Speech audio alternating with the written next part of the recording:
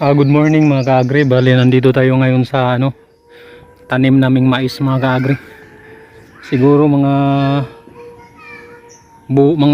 taon na siguro mga ka-agri, hindi na ako nakapasyal dito mga ka-agri. Iikot tayo. Yan o. Iikot tayo sa tanim naming mais dito. Ito, kadalasan dito mga ka-agri, palagi ako nakita ng ahas dito. Kasi galing dyan yung sa tinatawag na saksak na yun mga ka-agri ba. Ito palagi kong inano to sa vlog mga ka-agri. Dito yung nakaano ng yung mani. Dito madalas akong makaano ng ahas talaga dito. Hindi talaga kasi kasi dyan may saksak dyan malamig yung tinatawag na saksak. Nipa pala mga ka-agri.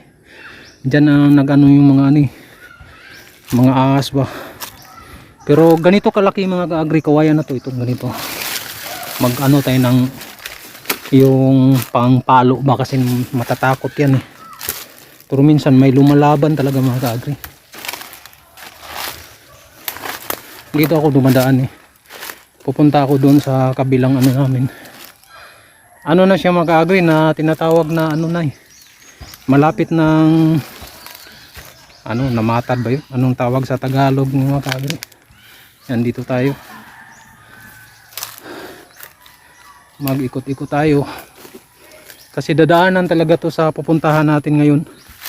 May pupuntahan ako doon na may pupuntahan ako doon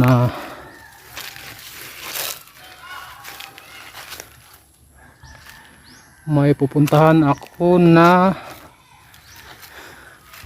yung katiwala namin doon sa tingin-tingin tayo dito kasi pag may ahas, nako,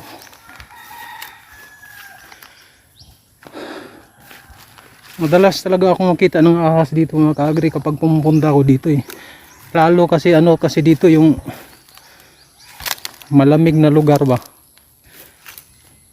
Ang daming bato. Yan tanim na mais. Wow, may pa naman doon. May saging ba. Bihira naman tayo nakaano dito. Bisita ba.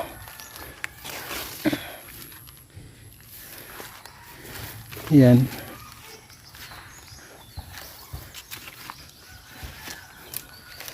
Palagi nating nabida to sa vlog natin.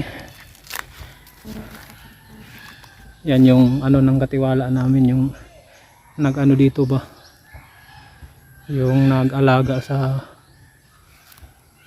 na to.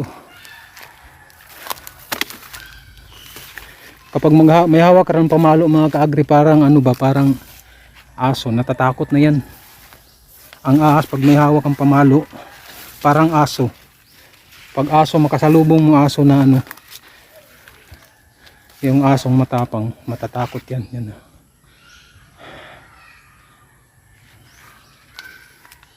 Mais, malapit na tong mga walang isang buwan ito, mga na to mamumuso na tong mga ka-agri. Inyog dito.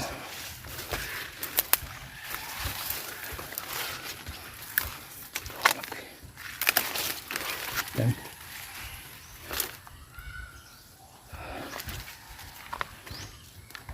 Ang daming gandang tingnan mga ka-agri.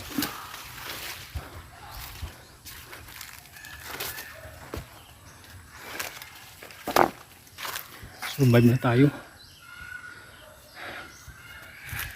Taniman na mais, namumuso na mais. Ang ganda dito talaga ako dumadaan. Yan, mais na tanim.